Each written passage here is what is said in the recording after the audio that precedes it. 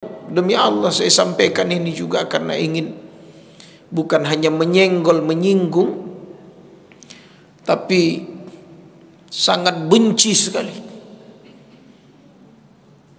Karena bahkan dia wa jinsiyatuhum min Indonesia, tentunya karena asal negara yang datang ke Israel sana dari negara Indonesia, yang kalau di Arab itu mereka masyhur wa ma'lum, sudah menjadi sesuatu yang terkenal bahwa muslim terbanyak terbesar di dunia itu di mana? Indonesia. Dan yang sangat getol membantu terdepan mengirimkan bantuan kepada orang Palestina itu orang Indonesia. Tapi ini monyet bodat ini nggak tahu, kayaknya bodat ini nyasar ke Indonesia ketika itu. Mungkin harusnya ini grupnya lain ini. Tapi itu yang saya masih ingat, subuh itu saya menyampaikan tema di sini tentang perang pemikiran. Jadi mereka itu bukan gratis. Mereka ini ada sponsornya. Orang-orang nyeleneh, orang-orang yang berani menyeberang khatul ahmar, kalau bahasa politiknya ini garis merah. Kalau dia sudah berani melewat itu, sebenarnya itu sudah tidak normal.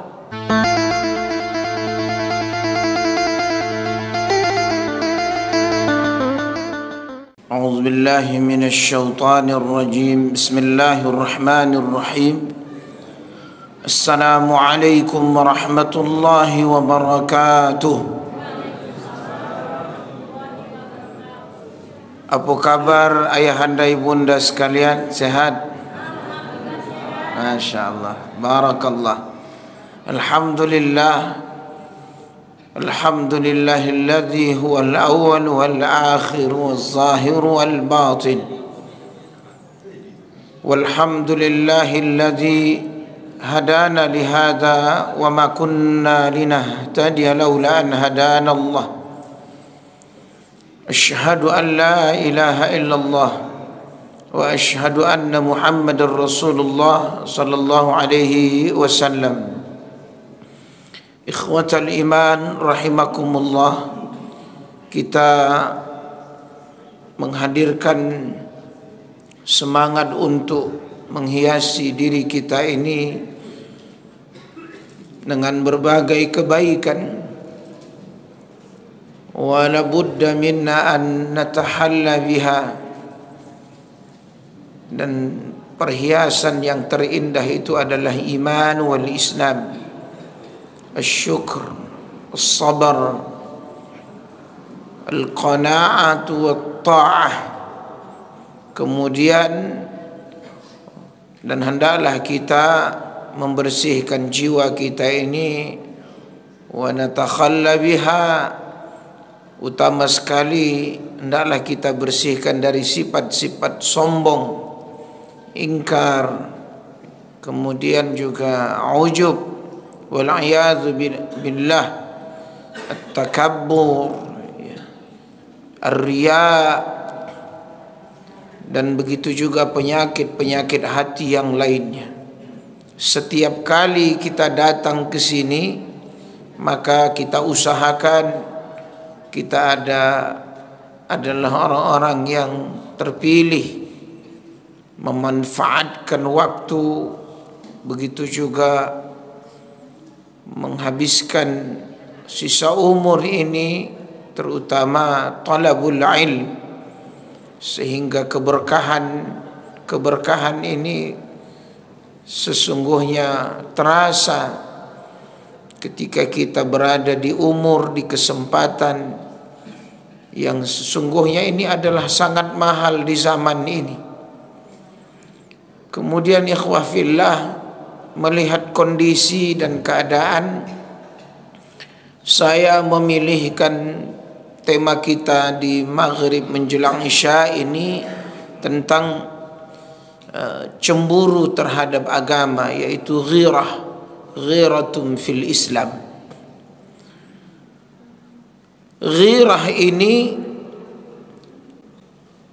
beberapa makalah yang ingin saya sajikan adalah minha fawaid, ada manfaat-manfaat. Sebelum berbicara tentang faedahnya, ghirah ini adalah rasa cemburu, ya.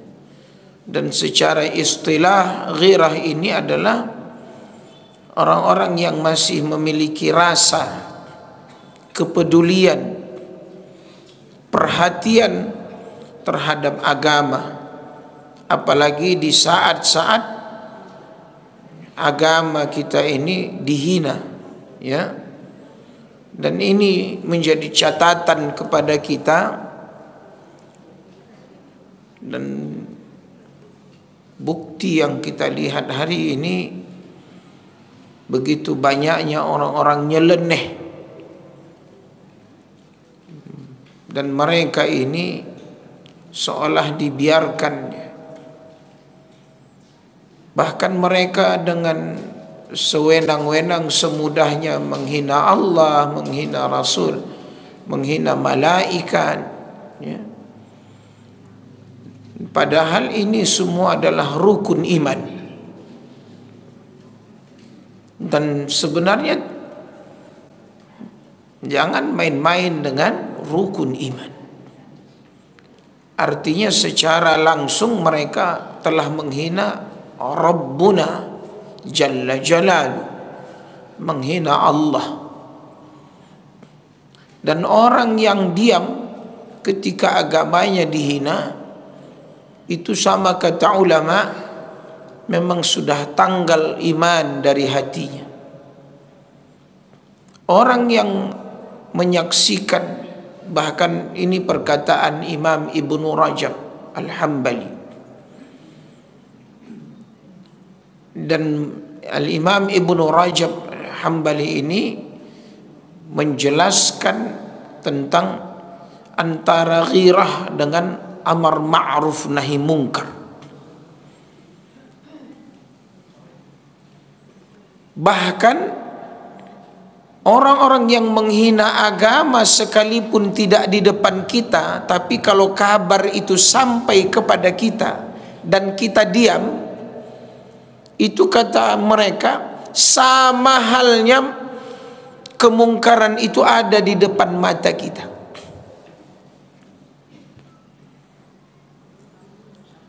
Dan itu dibuktikan Anda protes atau tidak. Artinya di situ Anda ridho kejadian itu atau Anda menolak, mengingkarinya. Dan ini poin yang sangat penting.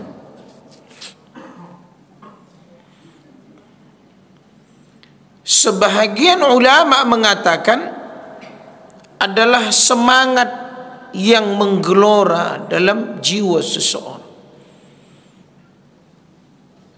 Jadi amaliyah terutama ibadah kita ini, sebenarnya setiap kita kali salat, puasa sunnah, sedekah, itu ibarat membangun ruhiyah, syaja'ah, keberanian, kecerdasan. Sesungguhnya kita sedang menguatkan semangat-semangat kita. Jadi ibadah kita ini bukan hanya sekedar ruku, sujud, berdiri. Nah, ya khalis.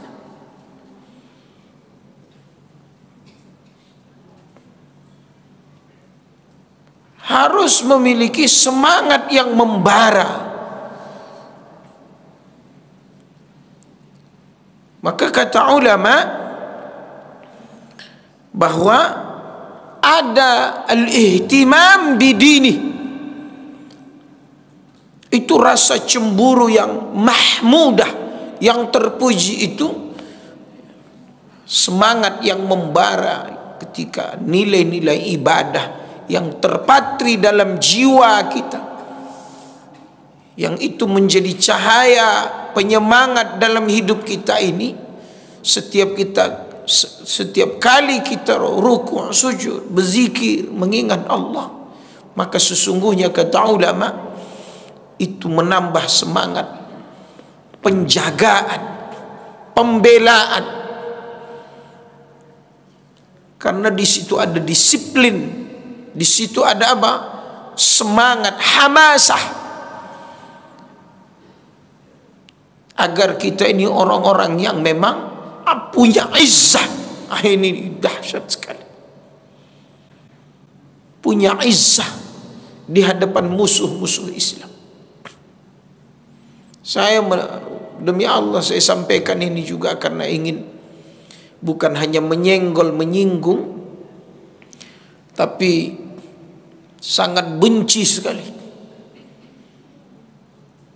Karena bahkan dia wa jinsiyatuhum min Indonesia, tentunya karena asal negara yang datang ke Israel sana dari negara Indonesia, yang kalau di Arab itu mereka masyhur wa ma'lum, sudah menjadi sesuatu yang terkenal bahwa muslim terbanyak terbesar di dunia itu di mana? Indonesia.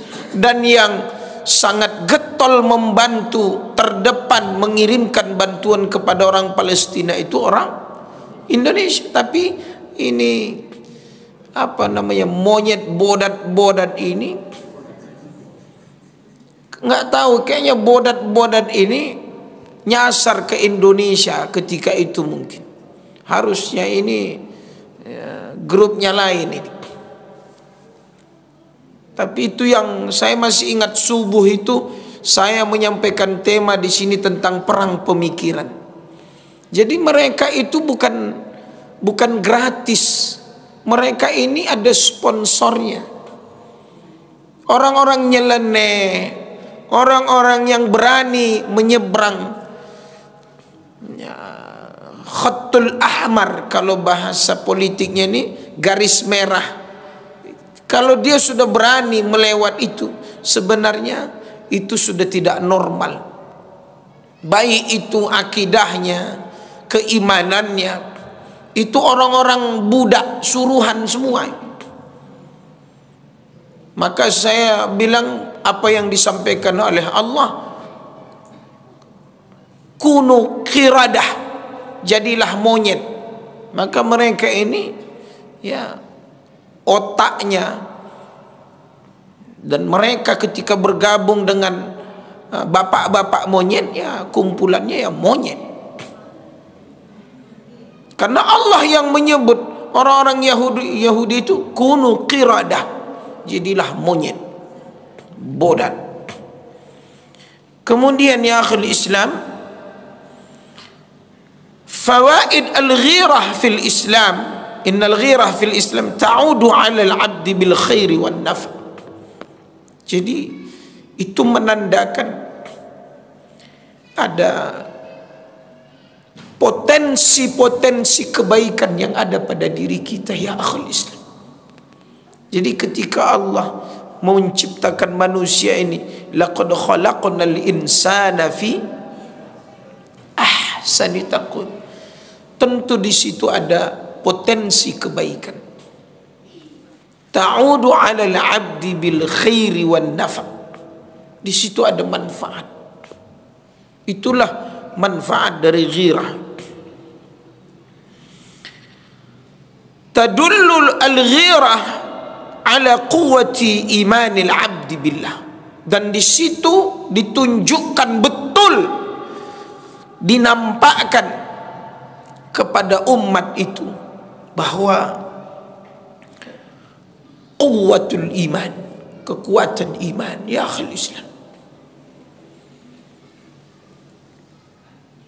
Karena tak mungkin dia marah karena Allah, tentunya tak mungkin terbangun rasa sensitif beragama ini ketika dihina akan muncul seketika. Itu karena kuat quwwatul iman. Maka Bapak Ibu ayahanda ibunda, yang dirobohkan dari anak-anak kita hari ini itu dia. Tidak ada lagi rasa takut, taat kepada Allah. Maka apapun yang terjadi terhadap agama ini, anak-anak muda kita itu say hello aja, dia lewat saja. Ya, itu yang akan terjadi ke depan. Terus siapa yang mau mengambil bagian ini?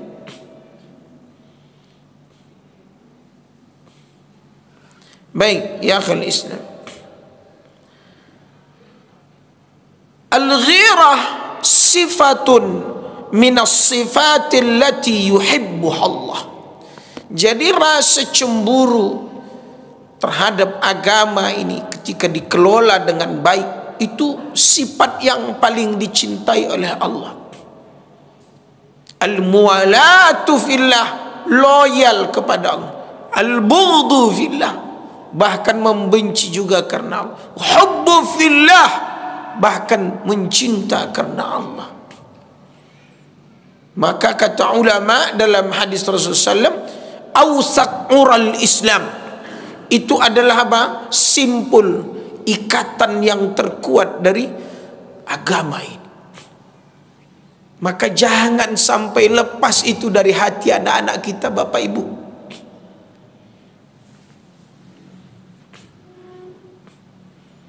Jangan sampai lepas. Ya, tapi kenyataannya tontonan-tontonan, pergaulan ini mengikis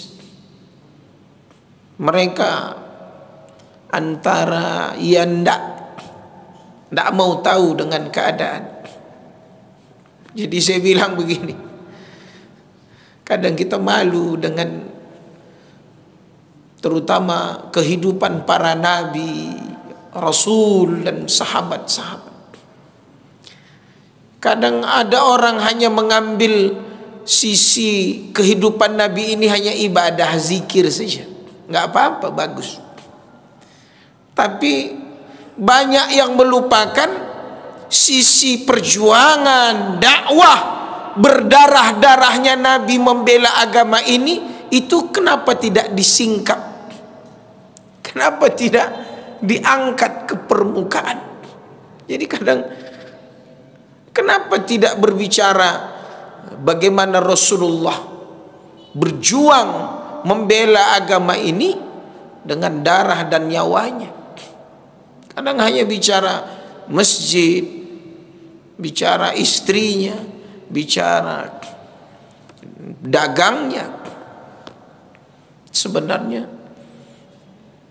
kecemburuan yang dahsyat kepada Rasulullah itu adalah perjuangan untuk membela agama dan mendakwahkan.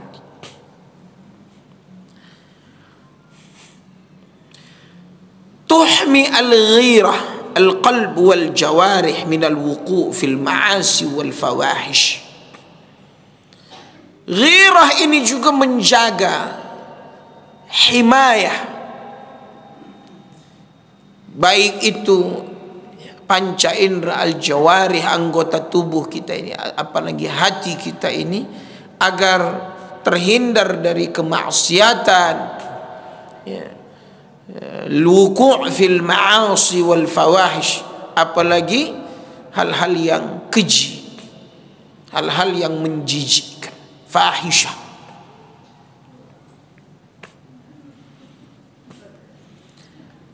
Wa akhal Islam rahimakumullah, apa asbab du'f al-ghirah fil Islam? La'alla min abrazil umur, kata beliau, apa penyebab lemahnya ghirah itu? Ini teksnya saya coba buat sendiri, bahwa yang notabene-nya di lapangan waqi'in al-yawm al-mu'asir, di zaman modern ini realitanya, kenapa layu, kenapa apatis saat agamanya dihina? Justru orang-orang nyeleneh munafik ini semakin banyak dan semakin berani.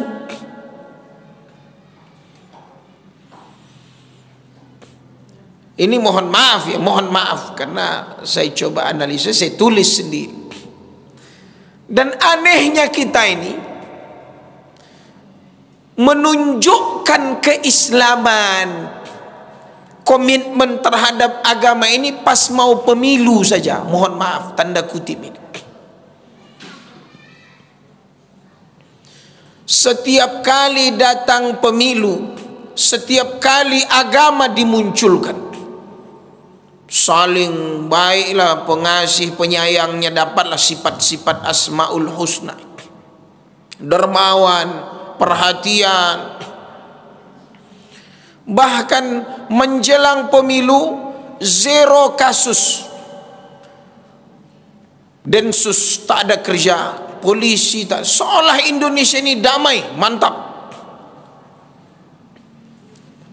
Ini mohon maaf ya, saya melihat.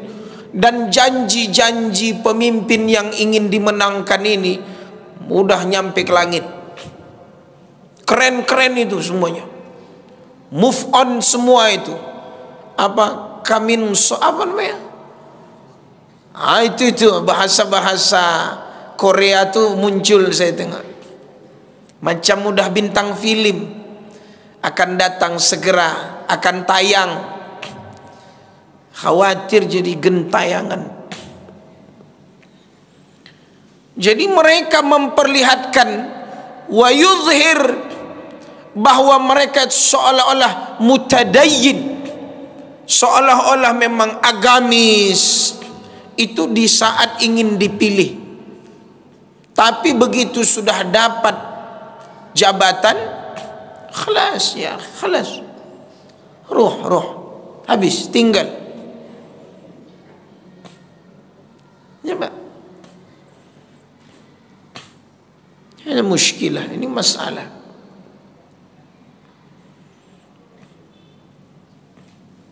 Jadi ini kita berharap pemandangan yang seperti ini, rakyat ini janganlah pula tiap 5 tahun kena bodohi mau juga. Itu yang kadang saya tengok aneh ini.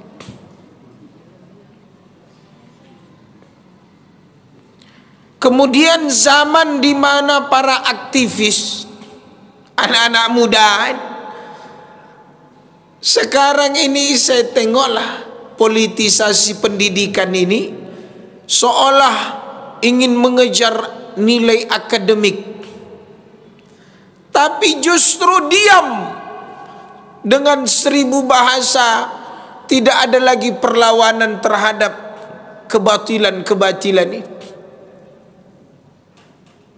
Ini ancaman yang dahsyat.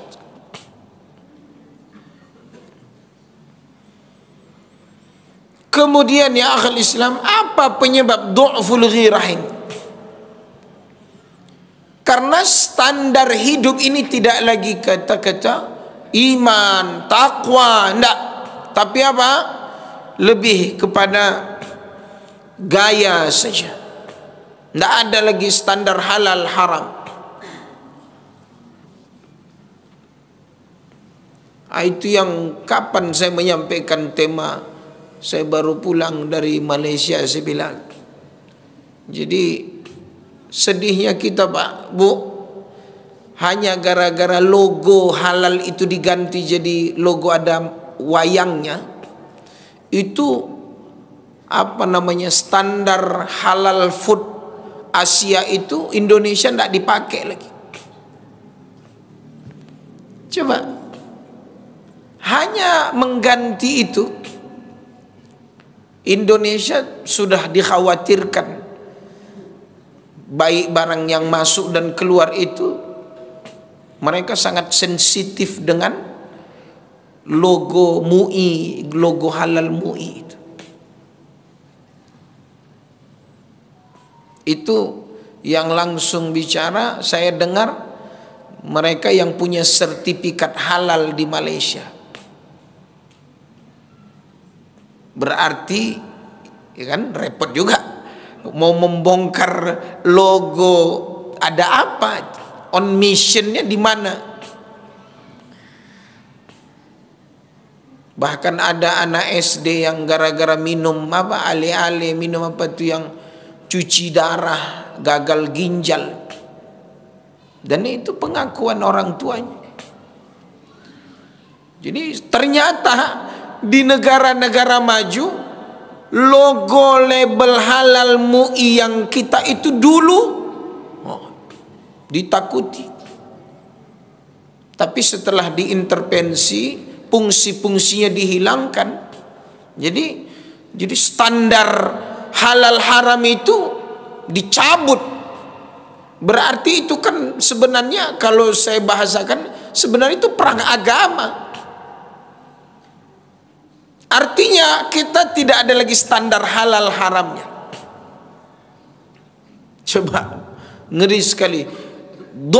Id'af, pelemahan. Dan di situ bahaya sekali.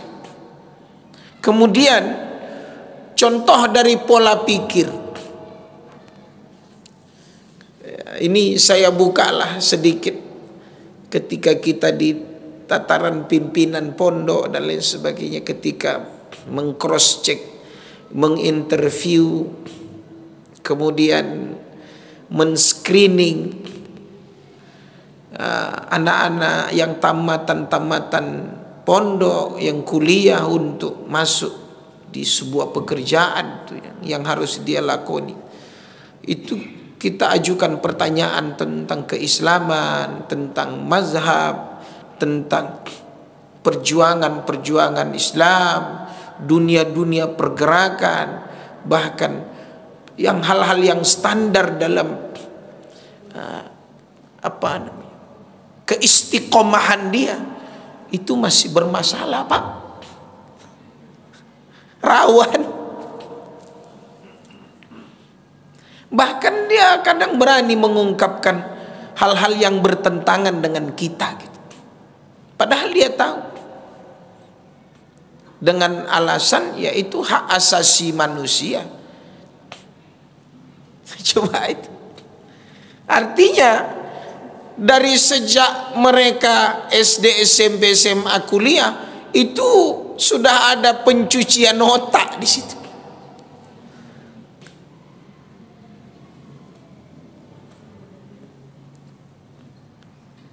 Itu luar biasa. Jadi pola pikir yang sudah sekuler, liberal, yang ke barat-barat, komunis, Syiah, belum yang aneh-aneh yang sekarang aliran si Mama Gufron, yang aliran-aliran itu semua itu by design, by data itu. Mereka punya strategi, mereka punya perencanaan, mereka punya dana. Kita hanya konsumen saja, konsumtif. Habislah.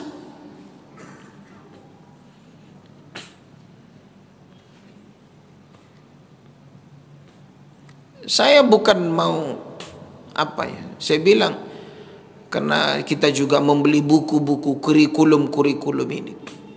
Jadi salah satu pengamat perjalanan kurikulum ini bilang, ya ini positifnya Ustadz, anak ini berkreasi, buat PowerPoint, debat, ya dia merdeka, dia bebas. Saya bilang kurikulum Cambridge, kurikulum barat itu yang diadopsi dengan ya kebebasan ini, sebenarnya itu mengandung syarat dengan sekuler liberal.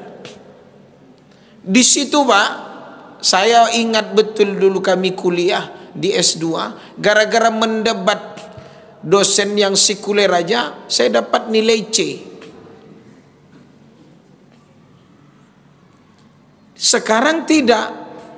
Ini dahsyatnya dibalik. Sekarang ya saya bukan mau meramal, tidak. Kita belum tahu ini seperti apa dan kita harus positif betul.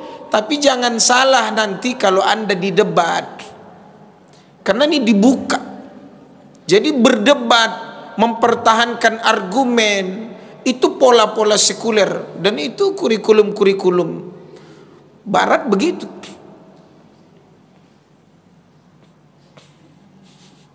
Dan standarnya bukan agama.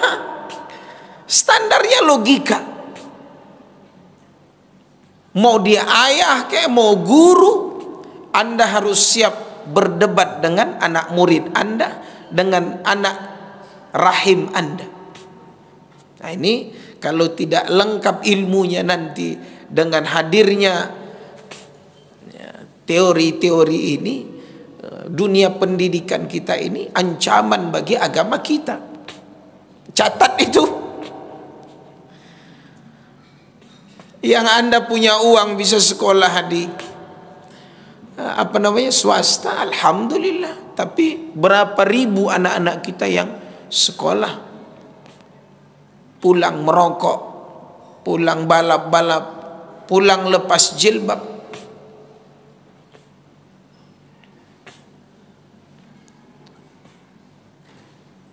Maka saya coba katakan begini, tolong ayahanda, bapak ibu, jangan sampai kita ini kebablasan.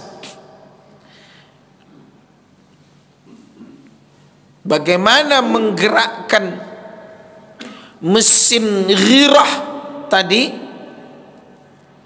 yang kita miliki ini sehingga dia menjadi satu kekuatan bagi umat Islam. Pertama adalah jangan sampai anak-anak kita ini krisis identitas. Kuatkan akidahnya. Anak tidak bisa calistung, Anda tidak masalah. Tapi kata Allah kepada Luqman, wa idh qala Luqmanu libnihi wa huwa ya'idhu ya bunayya la tusyrik billah. Tapi urusan kalau anak yang harus diperhatikan itu akidah, jangan syirik. Itu adalah mabda. Sekolah keluarga yang harus tuntas di situ. Maka kami buat di pesantren, salah satu yang bisa membuat anak keluar itu kalau dia menyembah selain Allah. Kalau dia membawa jimat, bersumpah selain Allah. Itu di atas tuh Pak. Anak tidak bisa membaca, nanti ada masanya dia. Anak aktif, ya alhamdulillah, nanti diam aja salah juga. Tapi anak kalau sudah akidahnya rawan, krisis identitasnya, itu masalah besar.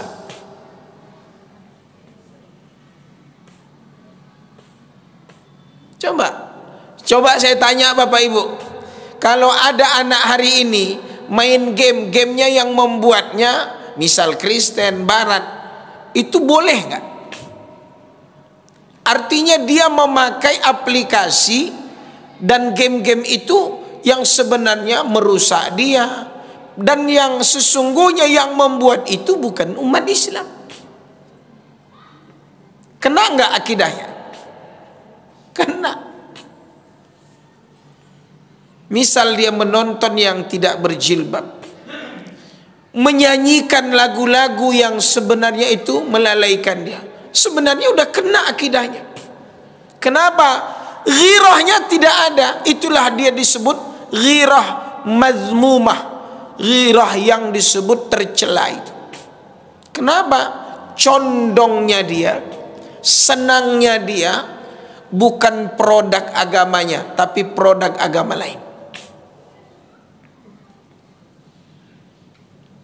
Sepele Pak.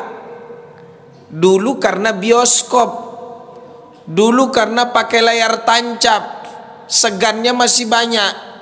Sekarang bioskop itu di tangan anak kita, tinggal geser-geser. Makanya apa?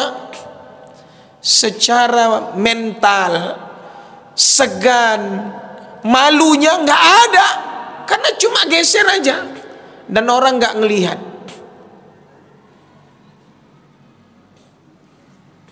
Coba.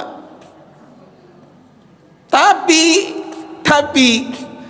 krisis identitas ini di saat kesendirian itu apa yang hilang? Sesungguhnya hilangnya dia dari pengawasan Allah. Dia tidak merasa bahwa dia diawasi Allah. Padahal itu mahal sekali. Makanya orang dulu mandi pun, sekalipun di kamar mandi pakai kain basahan dia. Sekalipun dia sendiri, solatnya tetap baik.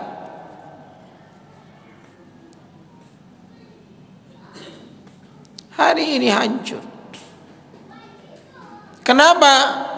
Ini menganggap enteng, mudah mendapatkannya. Akses-akses yang cepat ini membentuk karakter, membentuk pribadi-pribadi yang cuek. Tidak ada ghirahnya, tak ada. Kalau kau tonton itu sekali lagi, ku pecahkan itu handphone kau tuh. Berani tak? Ayah tengok kau lagi mau nonton yang telanjang tuh, ku tokok TV itu nanti, ku bakar. Orang dulu gitu, gitu. Kalau tak sholat lagi kau nanti, jangan harap sepeda kau, sepeda ayah jual. Itu dulu. Coba kau tak sekolah, ambil cangkol nih, kau cari duit kau sendiri. Sekarang coba buat anak begitu, seminggu tak pulang, awak pula yang takut.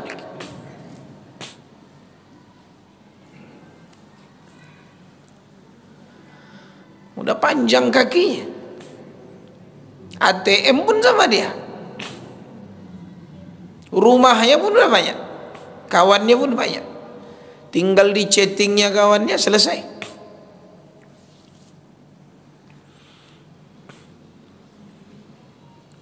Yang ketiga, saya akan ulangi satu persatu. Ini jangan kebablasan Pak, ini masalah ghirah. Satu persatu organisasi umat Islam, afiliasi umat Islam, satu persatu itu dimusnahkan. Setidaknya nama baiknya dirusak. Coba NU ini, besok apa lagi akan muncul orang-orang yang berkhianat ini, merusak rumah yang sudah dibangun itu. Dan itu bukan gratis.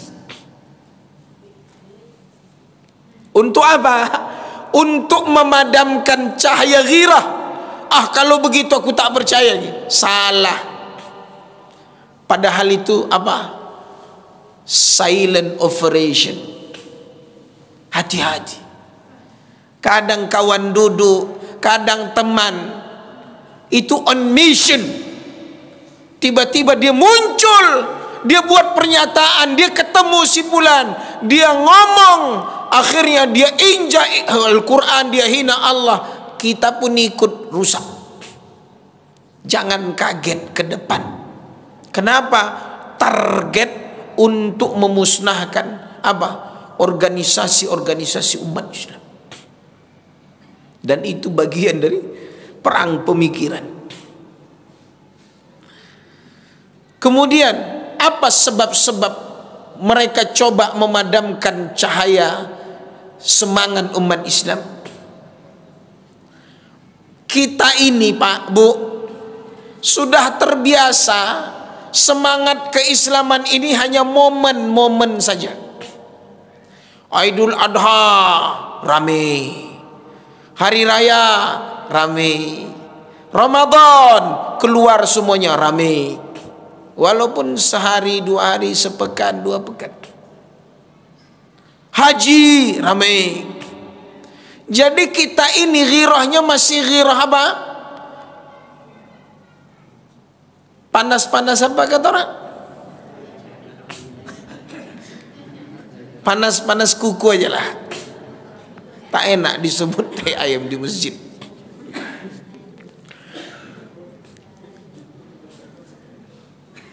Ini hati-hati. Ghirah yang seperti ini tidak stabil. Dan biasanya apa? Banyak yang sempalan dan serampangan. Maka dibuatlah skenario orang-orang yang langsung ngebom, orang yang membunuh, mutilasi, yang kena nanti umat Islam. Coba itu ritme mereka membuat apa? Kita ini akhirnya apa? Apatis. Seolah kita memadamkan cahaya peduli, menghilangkan semangat membela agama. Caranya begitu. Dan ini ya mohon maaf ya, ini strategi, ini perencanaan, dan itu matang sekali. Minum saya di kedai kopi sebelum pergi masuk kerja, kumpullah datuk-datuk apa cerita langsung. Kalau pejabat terendah ini tidak bisa meyakinkan rakyatnya memilih sekian persen, kena ciduk kasus ini itu ini. Itu perencanaan. Dan akhirnya apa? Coba lihat, ini akhir endingnya. Ketika kita tidak lagi punya nyali untuk membela agama kita, yang terjadi adalah, ingat ini, yang terjadi adalah penjajahan. Mereka akan menghabisi kita, mengambil sumber daya alam kita, membuat kita ini pengangguran, ketergantungan terhadap pekerjaan. Mau makan, kalau ndak mati. Pilih mana? Kerja Anda digaji segini atau Anda dipecat. Banyak lagi yang antri. Tidak ada punya hak, yang ada hanya kewajiban. Kenapa? Bahasanya apa? Bahasanya adalah penjajahan.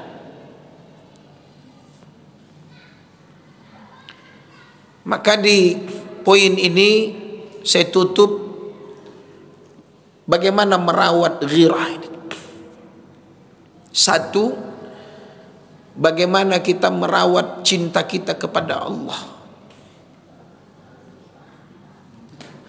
Orang yang benar cintanya kepada Allah sensitif.